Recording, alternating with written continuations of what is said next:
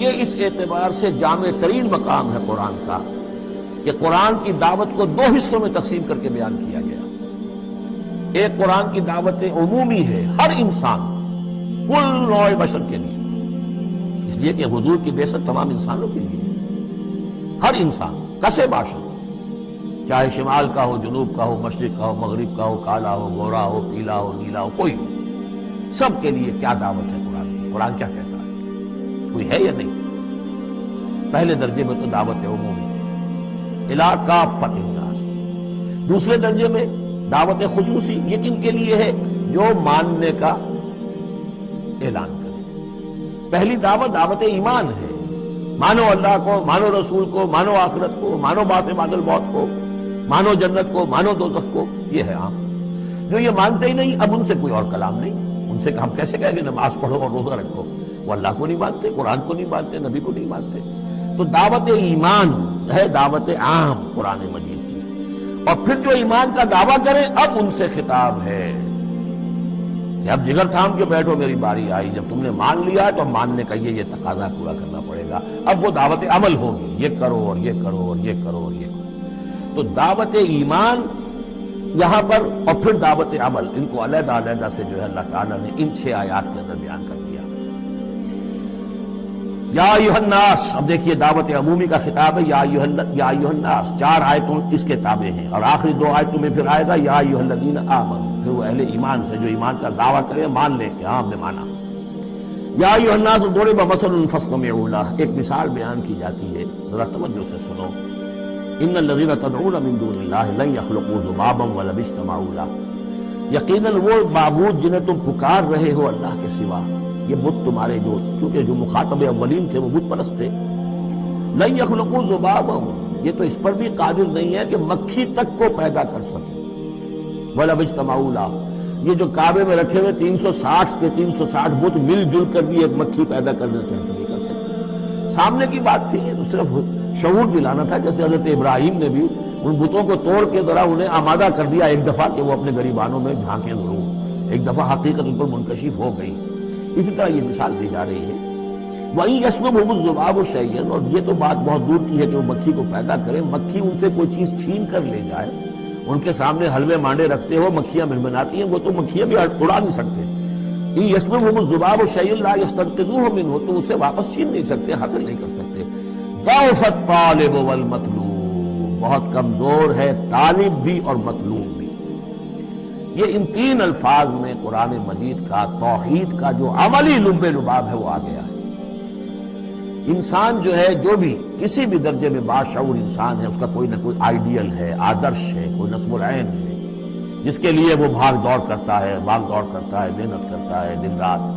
تو ظاہر بات ہے کہ وہ آئیڈیل گھٹیا ہوگا تو انسان بھی گھٹیا ہوگا، آئیڈیل اونچا ہوگا تو انسان بھی اونچا ہوگا۔ یہ دونوں چیزیں جو ہے کورسپونڈنگ جائیں گی۔ اگر آپ کا مقصود ہی پست ہے تو ظاہر بات ہے آپ کی اپنی شخصیت بھی بڑی پست ڈیولپ ہوگی۔ مقصود اونچا ہو، بلند، لیکن فرمایا ان کا تو جو مطلوب ہے وہ بھی ضعیف، تو طالب تو اور بھی ضعیف ہوئے۔ جن کا مطلوب وہ بنے ہوئے ہیں کہ جو مکھی تک نہیں اڑا سکتے، تو طالبوں کا کیا حل ہوگا؟ قیاس کن سے گلستان من بہار مرا۔ لیکن یہ وہی مضمون ہے جو سورہ بقرہ میں آ چکا ہے۔ وَمِنَ النَّاسِ مَن يَتَّخِذُ مِن دُونِ اللَّهِ أَندَادًا يُحِبُّونَهُمْ كَحُبِّ اللَّهِ، لوگوں میں سے کچھ ایسے ہیں جو اللہ کے مد مقابل بنا کر کچھ اور چیزوں سے محبت شروع کر دیتے جیسے کہ اللہ سے محبت کرنی چاہیے تھی۔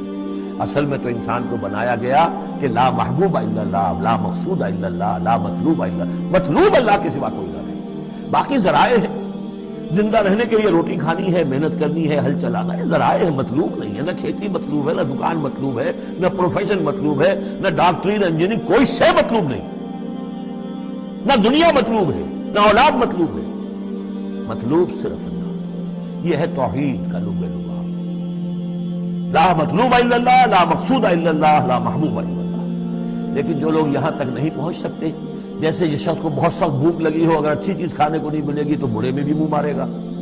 اگر ان کا ذہن وہاں تک نہیں پہنچا، اگر ان کے ذہن کی پستی کا یہ عالم ہے کہ اللہ کی معرفت حاصل نہیں کر سکے، اللہ ان کا محبوب اور مطلوب اور مقصود اصلی نہ بن سکا، تو کسی اور کو اللہ کی جگہ رکھ کر اور وہ پوجنا شروع کر دیتے ہیں۔ کوئی آئیڈیلی ہے، کوئی وطن ہے، کوئی قوم ہے، اور کچھ نہیں تو میرا اپنا نفس ہے۔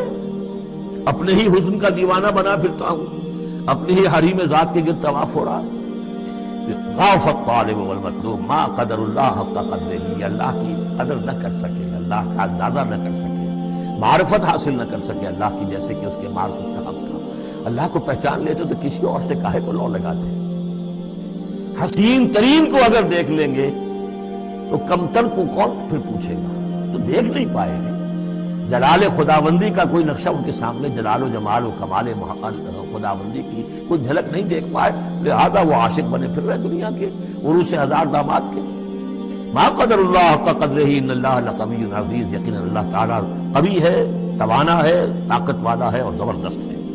اللہ یصطفی من الملائکۃ رسلا ومن الناس، دو آیتوں میں تو بات آ گئی توحید اور شرک کی، اب ایک آیت میں رسالت، اللہ چن لیتا ہے فرشتوں میں سے بھی اپنے پیغامبر اور انسانوں میں سے بھی۔ ان اللہ سمیع بصیر، اللہ سمیع اور بصیر ہے۔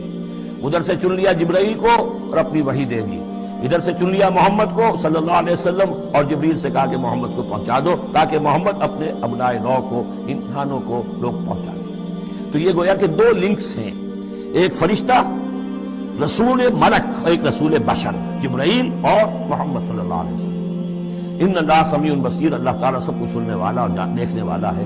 یعلم ما بین ایدیہم وما خلفہم، وہ جانتا ہے جو کچھ ان کے سامنے ہے، جو کچھ ان کے پیچھے ہے۔ وإلی اللہ ترجع الامور، اور پھر تمام معاملات اللہ ہی کی طرف لوٹا دیے جائیں گے۔ یہ آخرت آ گئی، توحید، رسالت، آخرت، یہ ہے ثلاثی، یہ امور ثلاثہ ہے جن پر ایمان کی دعوت، اور یہ دعوت ہے یا ایھا الناس، اے بنی نوع آدم، اے انسانوں۔